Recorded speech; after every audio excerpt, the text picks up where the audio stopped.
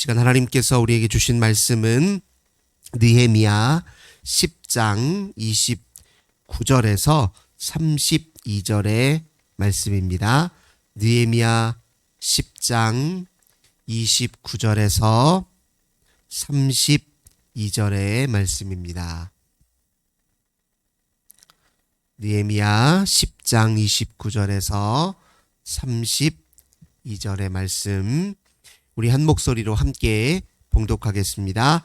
다 그들의 형제 귀족들을 따라 저주로 맹세하기를, 우리가 하나님의 종 모세를 통하여 주신 하나님의 율법을 따라 우리 주 여호와의 모든 계명과 규례와 율례를 지켜 행하여 우리의 딸들을 이 땅 백성에게 주지 아니하고 우리의 아들들을 위하여 그들의 딸들을 데려오지 아니하며, 혹시 이 땅 백성이 안식일에 물품이나 온갖 곡물을 가져다가 팔려고 할지라도 우리가 안식일이나 성일에는 그들에게서 사지 않겠고, 일곱째 해마다 땅을 쉬게 하고 모든 빚을 탕감하리라 하였고, 우리가 또 스스로 규례를 정하기를 해마다 각기 세겔의 3분의 1을 수납하여 하나님의 전을 위하여 쓰게 하되. 아멘.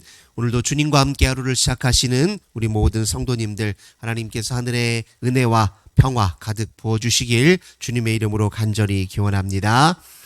오늘 본문 말씀 통해서 흔들리는 삶의 우선성, 이런 제목으로 함께 은혜의 말씀 나누도록 하겠습니다. 바벨론 포로 생활을 끝내고 본국으로 돌아왔던 유다 백성들, 본국으로 귀환할 때 크게 세 차례에 걸쳐서 본국에 귀환했다 말씀드렸죠. 첫 번째는 주전 537년에 스룹바벨 지도자와 함께 1차로 본국에 돌아왔고요. 그리고 80여 년 정도 세월이 흘러서 주전 458년경에 이때는 에스라, 학사 겸 제사장이었던 에스라와 함께 2차 무리들이 본국으로 돌아왔습니다. 그리고 한 13, 14년 정도 세월이 흘러서 주전 444년경에 느헤미야 지도자와 함께 3차로 이 유다 백성들이 본국으로 돌아왔습니다. 1차로 돌아왔을 때는 그들에게 가장 주어진 우선적 과제가 무엇이었냐면 성전을 건축하는 일이었습니다.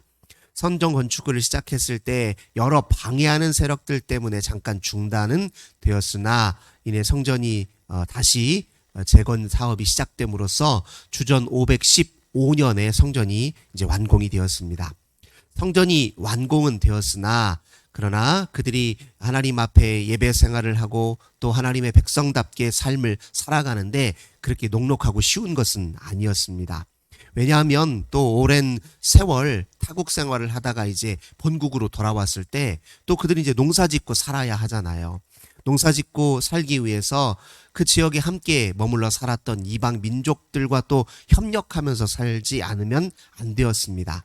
그 이방 민족들과 또 섞여 살다 보니까 또 여호와 하나님 신앙이 흔들리기 시작했고, 그리고 이방인들이 믿었던 또 종교를 또 나도 모르게 받아들이는 일이 생기기 시작했습니다. 그래서 2차 포로민들과 함께 본국으로 귀환했던 에스라 선지자는 그들을 향해서 먼저 율법을 잘 가르치고 다시 그들의 신앙을 갱신하기 위해서 노력을 먼저 했습니다. 그리고 이제 3차로 느헤미야 지도자가 돌아왔는데요. 돌아와서 이제 보고 나니까 유다 백성들의 삶이 자기가 생각했던 것보다, 상상했던 것보다 훨씬 더 열악한 생활 속에 있었습니다. 영적으로나 그리고 그들의 실생활 면에서 여러 면에서 열악하기 그지없었습니다. 여전히 도시는 제대로 정비가 되지 않았고요. 또 이방인들의 이런저런 공격과 방해 속에서 어려움을 겪고 있다는 것을 보았습니다. 그리고 방금 전 말씀드렸듯이 이방인들과 섞여 살다가 나도 모르게 이방 민족들의 우상을 섬기는 일들이 여전히 자행되고 있음을 느헤미야 지도자가 보고 통탄하였죠. 그래서 이제 우선적으로 우선 이방 민족과 유다 민족 사이에 철저한 구별과 경계가 필요하겠다라는 생각을 가지고 느헤미야 지도자가 본국에 돌아와서 가장 먼저 했던 일은 무엇이냐면 성벽을 짓는 일이었어요. 성전은 이미 지어져 있었지만 예루살렘 성이 제대로 정비가 안 돼 있어서 성벽 건축을 진행함으로써 예루살렘이라고 하는 성의 도시를 재정비했던 것입니다. 근데 이 성벽은 단순히 외적의 침입을 막아주는 역할만 했던 것이 아니라 이방 민족과 유다 사이는 서로 구별되고 유다는 하나님의 백성이라는 사실을 명확하게 일깨워주기 위한 일종의 상징적 경계의 의미를 갖고 있습니다. 우리가 같이 살긴 하지만 이 땅에 같이 살긴 하지만 우리와 당신들은 엄연히 그 근본과 정체가 다릅니다. 우리는 하나님 여호와 하나님 신앙의 뿌리를 두고 사는 사람들이고 우리가 지키는 율법은 하나님으로부터 우리에게 주어진 것입니다. 우리는 하나님의 백성으로 택함 받은 존재입니다. 라는 사실을 명확하게 이제 경계 지어주고 구별 지어주는 상징적 의미의 이제 성벽을 쌓았던 것이죠. 여기에 이제 방해 공작을 했던 사람들이 있습니다. 성전을 건축할 때도 역시 사마리아의 총독과 그리고 그 인근 지역에 있는 여러 총독들이 시샘하여서 그걸 방해했듯이 성벽 건축의 재건 과정에서도 방해하는 사람들이 있었어요. 하지만 느헤미야 지도자가 하나님 앞에 영적으로 깨어있는 지도자였고 하나님 말씀 중심의 생활을 했던 지도자였기 때문에 여러 위기들에도 불구하고 그것을 잘 넘겨서 52일 만에 성벽을 완전히 건축을 했습니다. 성벽을 건축하고 나서 제일 먼저 했던 일은 무엇이냐면 숨은 광장에 유다 백성들을 전부 불러 모아서 하나님과의 언약을 갱신하는 일을 먼저 했습니다. 우리가 누구입니까? 하나님이 어떤 분이십니까? 하나님께서 우리를 위해 주신 말씀이 무엇입니까? 이런 것들을 다시 한번 상기시키고 또 확인시키시면서 우리가 하나님과 이렇게 말씀을 중심으로 언약 관계를 형성하고 있는 백성입니다. 라는 사실을 온 백성들 앞에 공포하고 그리고 그 앞에 많은 지도자들로 하여금 문서를 만들어서 거기에 딱 이렇게 일일이 사인을 했습니다. 그래서 오늘 10장 1절부터 여러 사람들의 명단이 나오는데요. 10장 1절에 뭐라고 나옵니까? 그 인봉한 자는 이런 표현이 나오잖아요. 이게 뭐냐면 우리가 하나님의 백성이고 하나님의 백성으로 살겠습니다 라고 이렇게 언약한 내용을 문서로 만들어 놓고 거기에 사람들이 지도자들이 그걸 사인을 한 거예요. 그래서 여기서 인봉했다라는 말은 일종의 우리로 하여금 문서에 사인을 했다. 그렇게 이해하면 되겠습니다. 그리고 나서 이제 느헤미야 총독과 에스라 선지자는 백성들에게 여러분들에게 주어진 이 율법 중에서 우리가 지금 우선적으로 지켜야 될 게 있습니다. 율법에 많은 조항들이 있고 율법에 많은 내용들이 있지만 우리가 우선적으로 지켜야 할 게 있습니다라고 오늘 본문에서 설명을 해주고 있습니다. 오늘 말씀을 좀 이렇게 다시 찬찬히 살펴보면요. 29절 보면 우리가 하나님의 종 모세를 통하여 주신 하나님의 율법을 따라 우리 주 여호와의 모든 계명과 규례와 율례를 지켜 행하여 우리가 언약 관계를 맺었으면 이제 구체적으로 율법을 지켜야 됩니다. 그 율법을 지켜야 이 언약이 완성이 되는 것입니다. 하면서 이제 30절부터 우선순위가 지켜야 될 우선순위의 목록을 조금 제시를 하고 있습니다. 근데 우선 29절 말씀에 율법을 가리킬 때 이 율법과 비슷한 유형의 여러 단어들이 등장하는 걸 볼 수가 있어요. 29절을 다시 보시면 율법을 뭐라고 표현하냐면 계명이라고도 표현하고 규례라고 표현하기도 하고 율례라고 표현하기도 합니다. 근데 이게 다 같은 말이긴 하지만 같은 말인데 뉘앙스가 조금씩 달라요. 히브리어 원어를 보면 계명이라고 하는 것은 미츠바라고 합니다. 이건 뭘 강조하느냐면요. 율법의 그 권위성을 강조할 때 계명이란 말을 써요. 여기에 이제 명령이란 말이 들어가잖아요. 그러니까 이 율법은 그 어떤 법들보다 최상의 권위를 가진다는 거예요. 왜 그러냐면 하나님이 우리에게 직접 명하신 것이기 때문에 최상의 권위를 갖는다는 것입니다. 우리가 율법을 대할 때 가져야 될 가장 중요한 태도는 무엇이냐면 순종의 자세예요. 이것은 내가 지키면 나에게 유리한가? 이걸 지키면 나한테 무슨 유익이 있지? 라고 이렇게 헤아려 보고 알아보는 이유는 뭐냐면 순종하기 위해서라는 거예요. 그걸 이렇게 따져본 다음에 나한테 불리하거나 또는 내 인생에 별로 도움이 안 된다 싶으면 안 지켜도 되는 그런 자세로 율법에 서는 것이 아니라 내게 불리가 되더라도 내게 유익이 없더라도 내 인생에 큰 도움이 안 되는 것 같다는 판단이 들더라도 율법은 계명이기 때문에 즉 하나님의 명령이기 때문에 무조건적으로 순종하는 자세가 필요하다는 겁니다. 그게 율법이 가지고 있는 법적 권위예요. 이게 신적 권위죠. 하나님으로부터 주어진 권위다. 율법에 대한 이런 권위성을 높일 때 이걸 계명이라고 표현합니다. 두 번째, 규례라는 말이 있잖아요. 이 규례라고 하는 말은 히브리어로 미쉬팟이라고 합니다.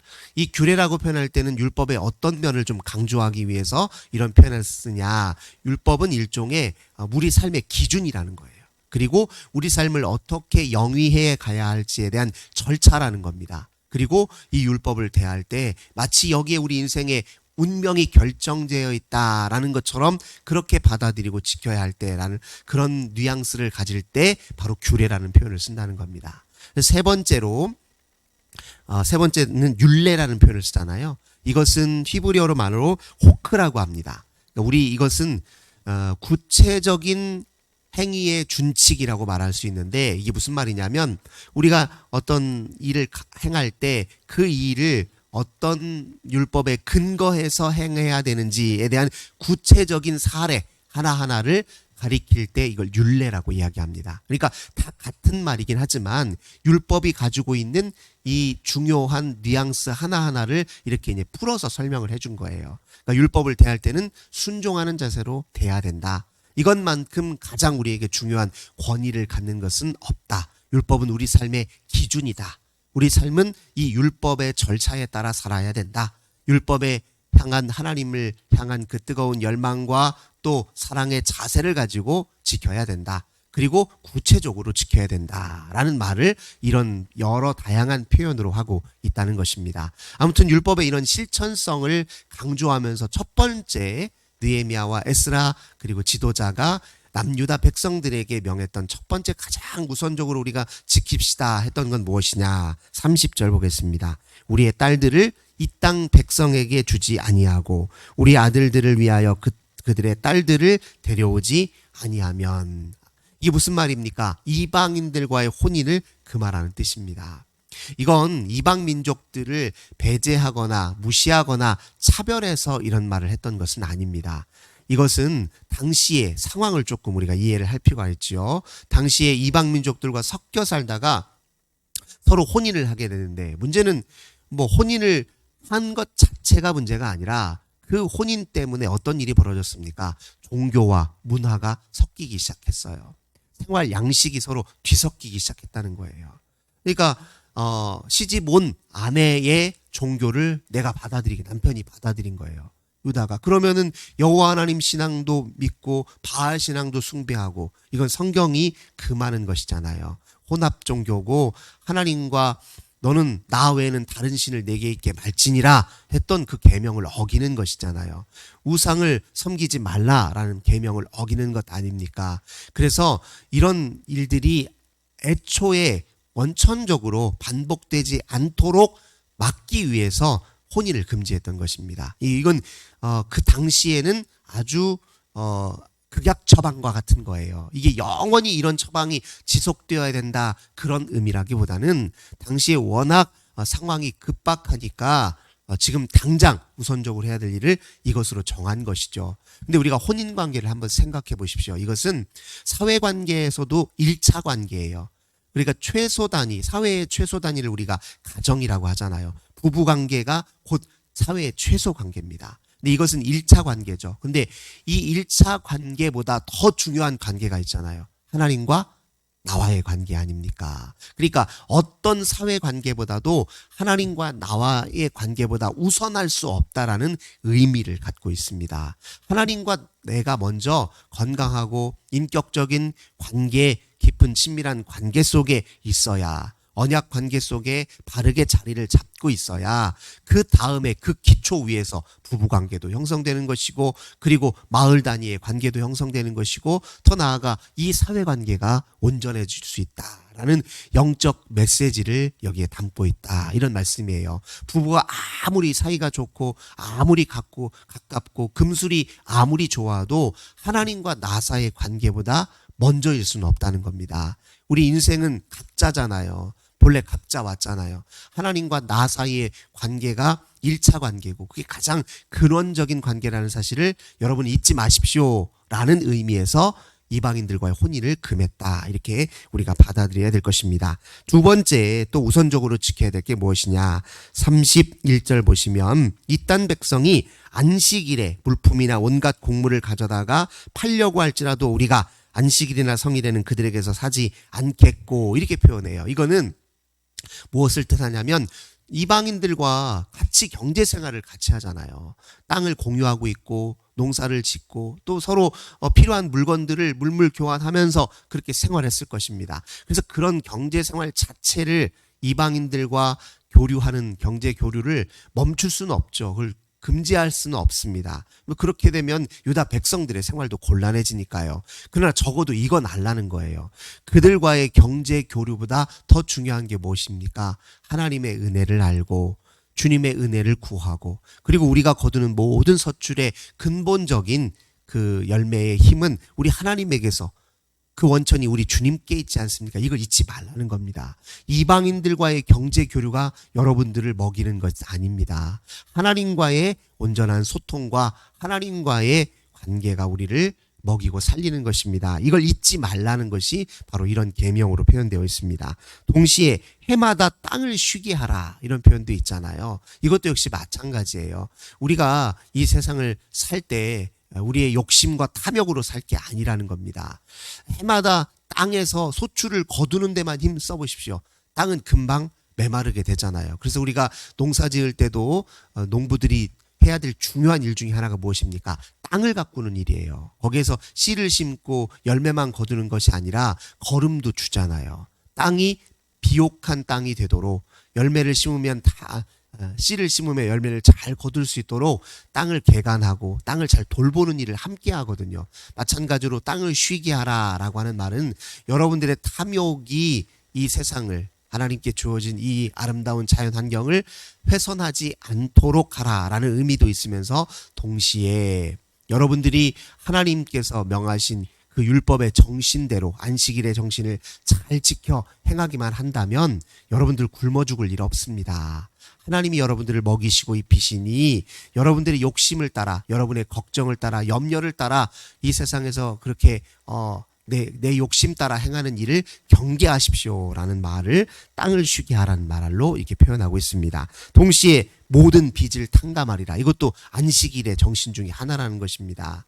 사람들에게 때로 이제 가난한 사람들이 당장에 먹을 것을 위해서 이제 좀 더 넉넉한 사람들에게 요새는 빚을 지겠죠. 그런데 그 빚이 빚을 낳고 그 빚이 또 빚을 낳아서 가난한 사람들은 더 가난하게 되는 일들이 고대에도 있었단 말이죠. 그런데 그런 사람들의 생계를 무심하거나 또 방관하거나 또 그들을 향해서 자비가 없다? 그건 하나님의 백성으로서 바른 자세가 아니라는 것을 또 이렇게 이야기하고 있습니다. 근데 이것들을 다 이제 우선적인 순위에 배치하는 이유가 있다는 겁니다. 당시에 생활상에 그랬다는 거예요. 영적으로 그런 위험성이 있으니 혼인을 금지했던 것이고 또 이방인들과의 경제 교류 때문에 또 그들과 이해관계 속에서 또 하나님 신앙을 잃어버리니까 그것도 경계시켰고요. 그리고 당시에 많은 백성들 사이에 이 빈부격차도 생기고 있었기 때문에 이런 계명들을 주었던 것입니다. 그러니까 말씀으로 처방을 내리는 거예요. 당대에 있는 문제들을 해결하기 위해서 처방을 내리는 겁니다. 이 굉장히 큰 지혜예요. 우리 인생에 생기는 문제를 영적으로 진단한 다음에 그에 걸맞게 처방을 내릴 필요가 있잖아요. 그때 처방책이 또 하나님 말씀에 있다는 것입니다. 우리는 우리에게 있는 모든 문제에 대한 처방책을 주님의 말씀의 근거로 삼는 사람들입니다. 그걸 지금 느헤미야와 에스라 선지자는 우리에게 보여주고 있죠. 마지막 32절에 또 우선적으로 지켜야 될 규례로 각 해마다 각기 세겔의 3분의 1을 수납하여 하나님의 전을 위하여 쓰게 하라. 이 말이라는 거예요. 여러분들 하나님께서 은혜 주셨고 여러분들에게 소출 주셨고 여러분들에게 열매 주셨지 않습니까? 그거 하나님이 주셨다는 사실을 잊지 않기 위해서라도 여러분들 꼭 하나님 앞에 예물 생활을 잘 하십시오.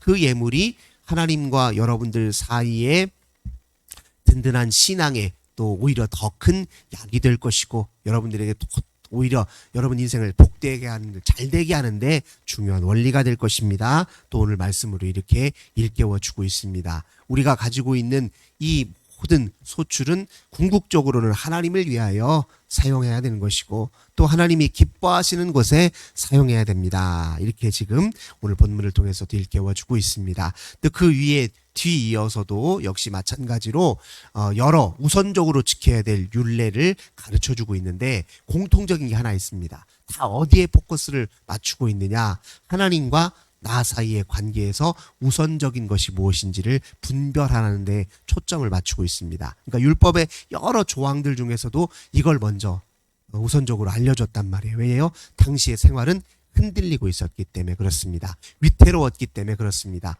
위태로울 때에 우선적으로 지켜야 될 계명은 무엇이냐? 하나님과 나 사이의 관계를 회복하는 계명들, 거기에 초점을 좀 맞출 필요가 있습니다. 10계명 중에서도 1계명에서 4계명까지는 하나님과 우리 사이의 관계에 초점을 맞추고 있잖아요. 5계명부터 내 부모를 공경하라부터 마지막 10번째 계명까지는 우리와 이웃 사이의 관계에 꼭 지켜야 될 그런 계명들을 다루고 있습니다. 근데 오늘 에스라와 느헤미야가 지금 유다 백성들에게 강조한 계명들은 1계명부터 4계명, 10계명의 1계명부터 4계명 사이에 있는 그 계명에 초점을 맞추고 있어요. 근데 이 계명에 초점을 맞춘다. 곧 하나님 사랑의 또 깊이를 위해서, 하나님을 더 온전히 사랑하기 위해서 주신 그 계명에 집중할 때 위태로운 흔들리는 우리의 삶이 중심을 바로잡고 하나님 앞에 질서를 바로잡고 또 새롭게 시작될 수 있다. 이것이 느헤미야와 에스라 선지자의 영적 교훈이었습니다. 사랑하는 성도 여러분, 우리 삶이 때로 안정이 잘 안 되고요. 불안하고 왠지 마음이 좀 흔들리는 것 같고요. 우리 생활에 좀 뭐런 새로운 활력이 필요하고 뭔가 영적 도약이 필요하다 할 때는 우선적으로 지켜야 될 주님의 교훈의 말씀이 있습니다. 그것은 하나님을 내 마음과 뜻과 정성을 다해 목숨을 다해 하나님을 사랑하는 일입니다. 그 관련된 구체적인 율법들 하나하나가 우리 삶에서 잘 실천되고 그대로 드러낼 수 있도록 힘쓸 때 위기를 잘 극복할 수 있다. 오늘 본문의 말씀을 그렇게 받으셔서 이 말씀 기초 위에서 늘 주님과 우리 사이의 관계의 우선성을 두고 살아가시는 저 우리 모든 성도님들 되시길 주님의 이름으로 간절히 기원합니다. 좋으신 주님 감사드립니다. 오늘도 느헤미야와 에스라 선지자의 영적 교훈을 우리에게 주시는 말씀으로 받습니다. 우리 하나님, 우리 삶이 흔들릴 때 우리 삶에서 우선해야 될 것은 주님과 우리 사이의 관계를 더욱 깊이 있게 하고 그 관계의 기초 위에 우리의 삶의 모든 영역들을 되돌아보는 것임을 저희들 다시 한번 마음에 새깁니다. 주의 백성이오니 주의 백성으로 살게 하소서. 하나님이 내 하나님이시니 하나님을 나의 주님으로 모시고 사는 일에 최우선을 두고 살게 하옵소서. 오늘도 우리를 지켜주시고 또 함께해 주실 걸 믿고 감사드리며 주 예수님의 이름으로 간절히 기도드립니다. 아멘. 주신 말씀으로 함께 기도하시고 오늘도 우리 환우들을 위해, 우리 가정 자녀들을 위해, 교회와 나라와 민족을 위해서 또 고난당한 우리의 이웃을 위해서 간절히 주 앞에 기도하겠습니다. 주님 감사